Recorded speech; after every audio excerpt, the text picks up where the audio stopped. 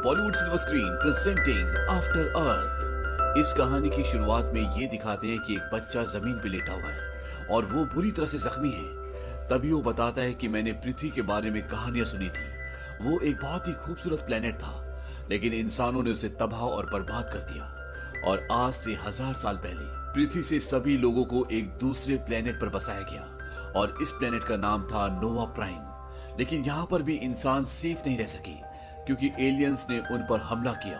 दरअसल एलियंस ने खुद हमला नहीं किया, बल्कि उन्होंने बहुत ही खतरनाक जीवों को इंसानों को मारने के लिए भेजा और इन जीवों का नाम था अरसास। ये जीव बहुत ही खतरनाक थे, इनका मुकाबला करना इतना आसान नहीं था। लेकिन इनके अंदर एक कमी थी, ये देख नहीं पाते थे, यानी कि इनकी आंखें नहीं थी। ये इंसानों को उनके डर से पहचान लेते थे। जब इंसान डरते थे तो उनके शरीर से पसीना निकलता था और इसी से अरसास इंसानों को पहचान कर उन्हें मार देते थे। और अब एक बार फिर 1000 सालों बाद मानव जाति दोबारा से खत्म होने वाली है, जिस तरह से पृथ्वी पर होने वाली है। और रेंजर्स की टीम ने ही आज से 1000 साल पहले सभी लोगों को पृथ्वी से इस नए ग्रह जिसका नाम नोवा प्राइम है, यहाँ पर शिफ्ट कर दिया था। और अब दोबारा से रेंजर्स की जिम्मेदारी है कि वो इंसानों को एक बार फिर से इन एलियन के दैत्यों से बचा सके। अब जो ये रेंजर्स होते हैं, इसी में एक आदमी होता है जिसका नाम होता है साइपर रेज। साइपर रेज को इस प्लेनेट पर पहला अदृश्य इंसान कहा जाता है। अदृश्य इंसान का मतलब ये है कि जो ये एलियंस के बड़े बड़े दैत्य होते हैं, ये साइपर रेज को नहीं देख पाते।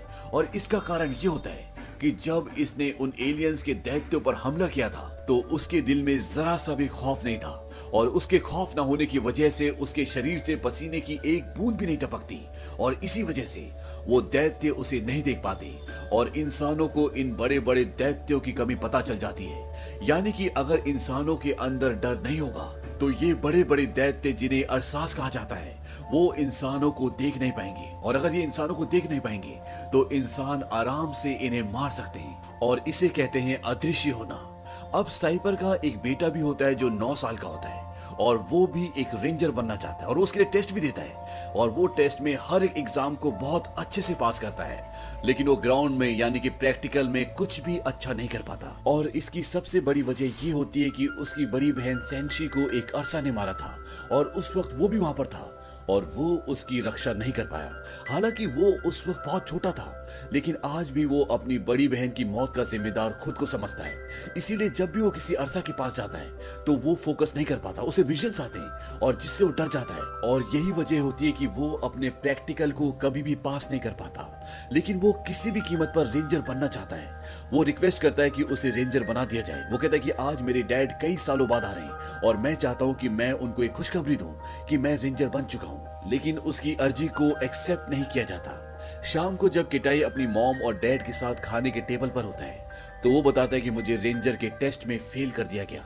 उसके डैड हमेशा उससे नाखुश रहते हैं। वो उससे एक पिता की तरह नहीं बल्कि एक रेंजर की तरह बात करते हैं और इस बात से किटाई को बहुत दुख भी होता है क्योंकि वो अपने डैड के करीब आना चाहता है, उनसे बातें करना चाहता है, लेकिन उसके डैड के पास टाइम नहीं होता। अब साइपर अपनी वाइफ को बताता है कि मैं रेंजर्स को लेकर ट्रेनिंग के लिए एक दूसरे प्लेनेट पे जा रहा हूँ और ये मेरा आखिरी काम होगा। वापस आने के बाद मैं अपनी रिटायरमेंट की घोषणा कर दूंगा। उसकी वाइफ बोलती है कि तुम्हें अपने बेटे को भी अपने साथ ले जाना चाहिए, वो तुम्हारा साथ चाहता है, उसे एक कमांडर नहीं बल्कि एक पिता चाहिए। और वो अपनी वाइफ की बात मान जाता है और वो किटाई को लेकर अपने इस अगले मिशन जहाँ पर वो नए रेंजर्स को तैयार करेगा उस सफर के लिए निकल जाता है। और जब ये रास्ते में होते हैं और साइपर सो रहा होता है तब किटाई उस जगह पर जाता है जहाँ पर एक अरसा है। ये इस अरसा को अपने साथ इसलिए ले जा रहे हैं ताकि नए रेंजर्स को ट्रेनिंग करवा सके। और अब किटाई उस जगह जाना चाहता है, उसे देखना चाहता है। हालांकि वहां पर जाना बैन होता है, लेकिन जब वहां पर जो सिक्योरिटी वाले होते हैं उन्हें ये पता चलता है कि वो साइपर का बेटा है तो वो उसे जाने की अनुमति देते हैं। हालांकि वो सब उसका मजाक उड़ा रहे होते हैं। और जब किटाई आगे बढ़ता है तो दोबारा उसे वही विजन्स आने लग जाते हैं जब एक अरसा ने उसकी बहन को मारा था और वो डरना शुरू हो जाता है और उसके डर से अरसा पहचान जाता है कि उसके आसपास कोई है और वो घुर्राना शुरू कर देता है। लेकिन तभी वहां पर साइपर आ जाता है और वो उसे रोक लेता है। वहीं अब जब इनका स्पेसशिप आगे बढ़ रहा होता है तो इनके स्पेसशिप के आगे बहुत सारे उल्का पिंड आ जाते हैं और जिसकी वजह से इनका स्पेसशिप काफी हद तक डैमेज हो जाता है। इसीलिए साइपर बोलता है कि स्पेसशिप को लासिया ग्रह की तरफ मोड़ दो क्योंकि वो ग्रह यहाँ से सबसे नजदीक है। और वो ऐसे ही करते हैं। वो लासिया ग्रह की कमांड उस स्पेसशिप में डाल देते हैं और उनका स्पेसशिप उल्का पिंडों से टकराते टकराते वहां से निकल जाता है और इन्हें लगता है कि अब ये लासिया ग्रह के पास है। लेकिन जब ये कंप्यूटर पर चेक करते हैं तो वो लासिया ग्रह नहीं होता बल्कि कोई दूसरा ग्रह होता है और कंप्यूटर इन्हें निर्देश देता है कि इस ग्रह पर उतरने की कोशिश ना करें। ये एक बहुत ही खतरनाक ग्रह है। यहाँ पर कई तरह के वायरस हैं, बहुत ही खतरनाक जानवर हैं और इस ग्रह पर उतरना कानूनी अपराध भी है। साइपर बोलता है कि इस ग्रह पर हम नहीं उतरेंगे, लेकिन उसके जो पायलट होते हैं वो कहते हैं कि अब हम इसे नहीं रोक सकते क्योंकि उल्का पिंडों से शिप को बहुत ज्यादा नुकसान पहुंचा है, जिससे उसका बीच का हिस्सा कुछ टूट भी गया है और इनका शिप उस ग्रह पर क्रैश हो जाता है। और क्रैश होने के बाद ये दिखाया जाता है कि इस स्पेसशिप में जितने भी लोग होते हैं सब के सब मारे जाते हैं और यहाँ पर सिर्फ दो ही लोग बचते हैं, एक साइपर जिसके दोनों पैर टूट चुके हैं, अब वो चल नहीं सकता, और दूसरा उसका बेटा किटाई। किटाई बिल्कुल ठीक होता है और साइपर अपने बेटे को ऊपर से कुछ लाने के लिए बोलता है। वो कहता है कि इससे हम संदेश पहुंचा सकते हैं ताकि हमें लोग बचाने के लिए आ जाएं। लेकिन जब वो उस चीज को उसके पास लाता है तो वो टूट चुकी होती है। साइपर कहता है कि ये जहाज हमारे स्पेसशिप दो हिस्सों में टूट चुका है और इसका दूसरा हिस्सा यहाँ से 100 किलोमीटर दूर है, जहाँ पर वो गैजेट है जिससे हम दूसरे लोगों को ये संदेश पहुंचा सकते हैं कि हम यहाँ पर हैं और अब तुम्हें वहां पर जाना होगा क्योंकि हमारे पास कोई और चारा नहीं है और अगर तुम वहां पर नहीं गए तो इसका मतलब होगा कि हम दोनों यहीं पर मर जाएंगे। साइपर अपने बेटे किटाई को 6 इनहेलर भी देता है। वो कहता है कि इनमें से तुम अभी एक ले लो और हर 24 घंटे बाद तुम्हें एक लेना होगा। इनको लेने से तुम्हारे फेफड़ों में एक तरह की परत लग जाएगी और जब तुम बाहर जाकर सांस लोगे तो तुम्हें पर्याप्त मात्रा में ऑक्सीजन मिलेगा। वो उसे बताता है कि इस प्लेनेट की हर एक चीज तुम्हें मारना चाहती है, वो इसी तरह से विकसित हुई है और तुम्हारा लिया हुआ हर एक सही फैसला हमें जिंदगी की ओर ले जाएगा और गलत फैसला मौत की ओर। वो अपने बेटे को बोलता है कि तुम्हें पता है कि हम कौन से प्लेनेट पर हैं? वो कहता है नहीं। साइपर कहता है कि ये अर्थ है, ये पृथ्वी है। आज से 1000 साल पहले इंसान यहाँ पर रहा करते थे, लेकिन अब इंसान इस वातावरण में नहीं रह सकते। इसके साथ साथ वो अपने बेटे को ये भी बोलता है कि तुम्हारे सूट में हर तरफ कैमरास लगे हुए हैं, इसीलिए मैं तुम्हारे आसपास की हर एक चीज को देख सकता हूँ। और वो उसे अपना एक वेपन भी देता है और इस वेपन में कई सारे अलग अलग तरह के ब्लेड्स निकल सकते हैं जो तुम्हारी रक्षा करेंगे। और इसके बाद किटाई अपने सफर पर निकल पड़ता है। पृथ्वी इस वक्त पूरी तरह से हरी भरी होती है। यहाँ पर अनेकों प्रकार के पशु पक्षी भी होते हैं, लेकिन ये वातावरण और यहाँ के पशु पक्षी हर कोई इंसान को मारना चाहता है। ये सब हिंसक हैं और ये हाल पृथ्वी का इंसानों ने किया होता है। किटाई जब आगे जाता है तो उसके डैड उसे बताते हैं कि तुम्हारी तरफ कुछ आ रहा है। किटाई इस बात से डर जाता है और कुछ ही पलों के बाद उसके सामने एक बहुत बड़ा बंदर आता है। दरअसल ये अब पहले जैसे बंदरों की तरह नहीं है, ये खूंखार है। उसके डैड बोलते कि उसे कुछ मत करना, शांत रहो, लेकिन किटाई उसे भागने के लिए कहता है और जब वो नहीं भागता तो किटाई उससे एक पत्थर मारता है और इसके बाद वो बंदर आवाज लगाता है और वहां पर उसी की तरह बहुत सारे और भी बंदर आ जाते हैं और वो किटाई पर हमला करना चाहते हैं। किटाई के डैड बोलते हैं कि पीछे की तरफ भागो, यहाँ से 250 मीटर दूर एक नदी है। और अब किटाई भागना शुरू करता है और वो सारे के सारे बंदर उसको मारने के लिए उसका पीछा करते हैं, लेकिन किटाई किसी तरह से उस नदी में कूद जाता है और इस तरह से उसकी जान बच जाती है। लेकिन नदी पार करने के बाद भी किटाई लगातार भाग रहा होता है। उसके डैड बोलते हैं कि तुम बेवजह भाग रहे हो, तुम्हारे आसपास कोई भी नहीं है, लेकिन किटाई डरा हुआ होता है इसीलिए वो भाग रहा होता है। और उसके डैड के चिल्लाने पर, गुस्सा करने पर किटाई रुक जाता है, लेकिन अभी भी उसके चेहरे पर डर होता है। तभी साइपर बोलते कि तुम्हारे खून में बदलाव आ रहा है।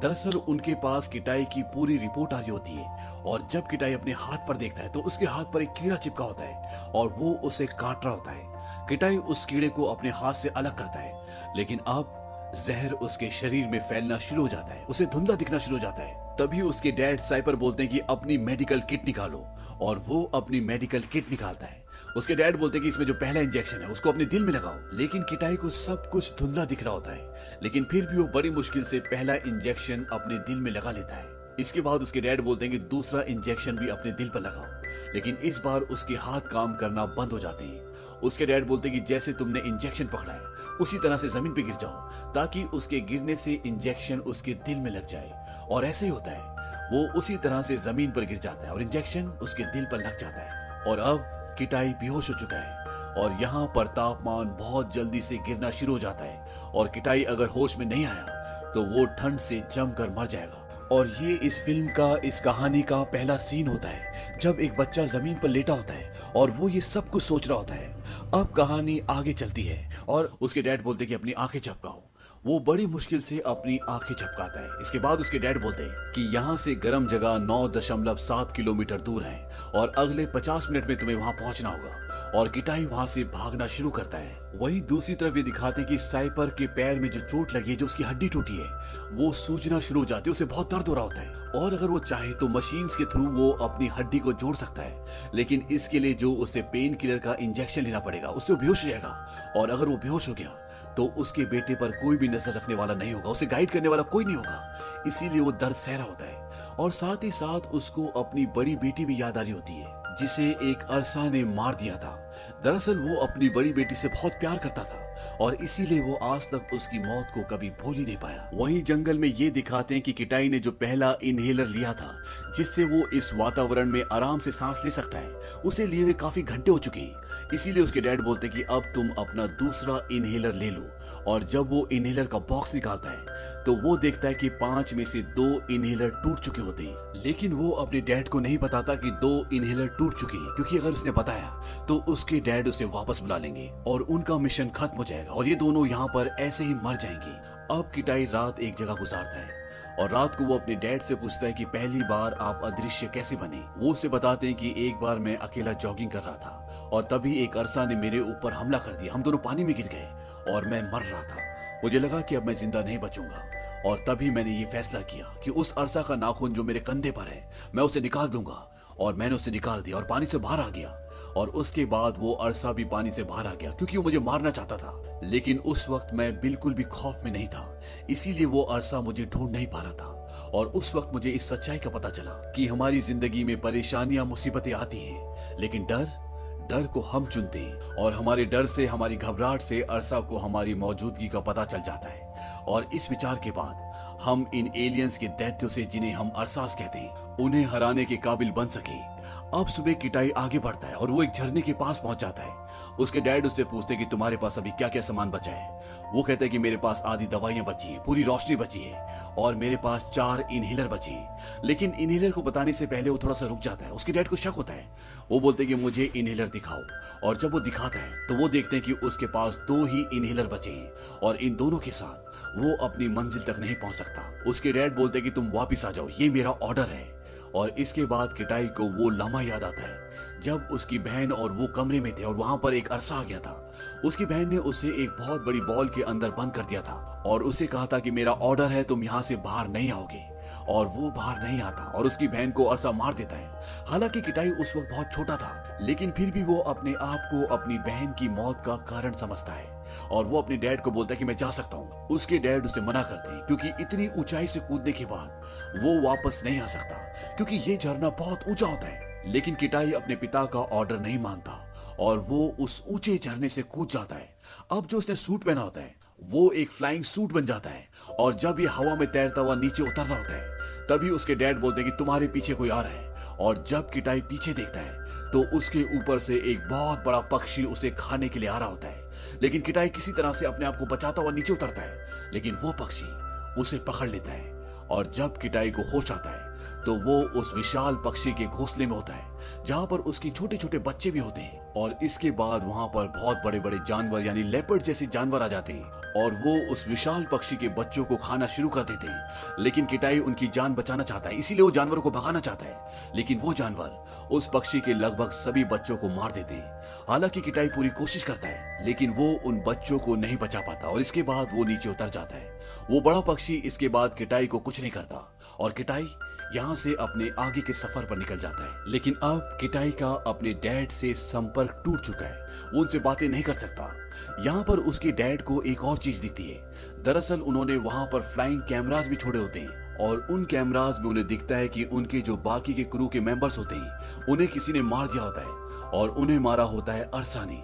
दरअसल जिस अरसा को ये प्रैक्टिस के लिए अपने साथ ले जा रहे थे अब वो छूट चुका है, लेकिन किटाई को ये बात नहीं पता और उसके डैड उसे बता नहीं सकते क्योंकि इन दोनों का संपर्क टूट चुका है। वहीं दूसरी तरफ किटाई बहुत लंबा सफर तय करता है और अब एक बार फिर से उसका ऑक्सीजन खत्म होना शुरू हो जाता है और उसके पास सिर्फ एक ही इनहेलर बचा है और वो उसे भी इस्तेमाल कर लेता है। और जब वो आगे बढ़ता है तो वहां पर टेम्परेचर गिरना शुरू हो जाता है। वहां पर टेम्परेचर लगातार कम हो रहा होता है और ठंड इतनी ज्यादा बढ़ जाती है कि किटाई बेहोश हो जाता है। तभी ये दिखाते हैं कि वहां पर कोई आता है, लेकिन किटाई को कुछ भी दिख नहीं रहा होता। और जब सुबह उसकी आंखें खुलती है तो वो देखता है कि उसके चारों तरफ लकड़ियां होती हैं। और जब वो वहां से बाहर निकलता है तो वो देखता है कि उन लकड़ियों के ऊपर वही विशाल पक्षी लेटा होता है जिसके बच्चों को उसने बचाने की कोशिश की होती है। लेकिन वो पक्षी पूरी रात ठंड में पड़े होने की वजह से मर चुका होता है, लेकिन उसने अपनी जान देकर किटाई की जान बचा ली होती है। और किटाई इसके बाद वहां से भी आगे निकल जाता है और कुछ ही देर का सफर करने के बाद वो अपने शिप के उस दूसरे हिस्से तक पहुंच जाता है जिसे ढूंढने के लिए वो इतना दूर आया है। वो जल्दी से अंदर जाता है और एक इनहेलर निकालकर अपने आप को ऑक्सीजन देता है। और अब वो बीकन को भी ढूंढ लेता है। बीकन वो यंत्र होता है जिससे वो अपने डैड से संपर्क कर सकता है, जिससे वो दूसरों तक ये मैसेज पहुंचा सकता है कि हम इस प्लेनेट पर फंसे हुए हैं। सबसे पहले वो अपने डैड से संपर्क करता है। उसके डैड उसकी आवाज सुन लेते हैं, लेकिन वो अपने डैड की आवाज नहीं सुन पा रहा होता। किटाई ये भी देखता है कि अरसा वहां से भाग चुका है और क्रू के सभी मेंबर्स को मार चुका है। अब वो पूरी तरह से सोच में पड़ जाता है और उसे अपने डैड की बातें याद आती है और वो उसी तरह से सोचना शुरू करता है जिस तरह से उसके डैड उसे बताते थे। वहां से उसके डैड उसे गाइड कर रहे होते हैं, लेकिन वो उनकी बात नहीं सुन रहा होता, लेकिन वो उनकी तरह सोच रहा होता है। इसलिए जैसे जैसे उसके डैड बोल रहे होते हैं वैसा वैसा वो भी कर रहा होता है। और किटाई जब चारों तरफ देखता है तो उसे एहसास होता है कि ऊपर एटमॉस्फेयर में एक इलेक्ट्रिक परत है जो सिग्नल्स को ब्लॉक कर रही है। और अगर उसे सिग्नल को दूसरों तक पहुंचाना है तो सामने एक बहुत ऊंचा पहाड़ होता है, उसे उस पहाड़ पर जाना होगा। और किटाई उस पहाड़ की तरफ चलना शुरू कर देता है, लेकिन उसके दिल में अरसा का डर भी होता है और वो भागना शुरू कर देता है। और भागते भागते वो ऊपर पहाड़ पर भी चढ़ रहा होता है। और अब अरसा को पता चल जाता है कि यहाँ पर कोई इंसान है और वो उसका पीछा करना शुरू कर देता है। और जब वो एक गुफा के अंदर जाता है तो अरसा उसके सामने आ जाता है। अरसा उसे कई बार मारने की कोशिश करता है, लेकिन किटाई किसी न किसी तरह से बच जाता है और वो उस गुफा से उस चट्टान के ऊपर आ जाता है। लेकिन अभी भी अरसा उसके पीछे होता है। यहाँ से किटाई कई बार सिग्नल भेजने की कोशिश करता है, लेकिन सिग्नल नहीं जा रहे होते। और तभी अरसा वहां पर आ जाता है और वो उसे जख्मी कर लेता है।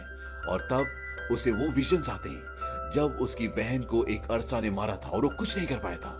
और वो एकदम शांत हो जाता है और उसे अपने डैड की कुछ बातें भी याद आती है कि हमें भविष्य में नहीं बल्कि इस पल में रहना चाहिए। मुसीबतें आती है लेकिन डर इंसान खुद लेकर आता है। और इसके बाद उसके दिल से दिमाग से पूरी तरह से डर निकल जाता है। और जैसे उसके दिल से डर निकलता है अरसा अब उसे नहीं देख सकता, उसके एहसास को महसूस नहीं कर सकता। और अब जहां अरसा इसके लिए दैत्य था, अब ये बच्चा अरसा के लिए एक दैत्य बन चुका है। डर के आगे जीत है और ऐसा ही होता है। वो अरसा को बहुत बुरी तरह से मार देता है और इसके बाद उसके पास जो बीकन होता है वो उससे अपने लोगों को ये इंडिकेशन भेजता है कि हम अर्थ पर फंसे हुए हैं। और वहां से लोग आते हैं और इन दोनों को यहाँ से बचा कर ले जाते हैं। और अंत में ये दिखाते हैं कि किटाई और उसके पिता के बीच में जो दूरियां होती हैं वो भी अब पूरी तरह से खत्म हो चुकी है। साइपर जख्मी होने के बाद भी अपने पैरों पर खड़े होकर अपने बेटे को सैल्यूट करते हैं क्योंकि उन्हें अपने बेटे पे गर्व है।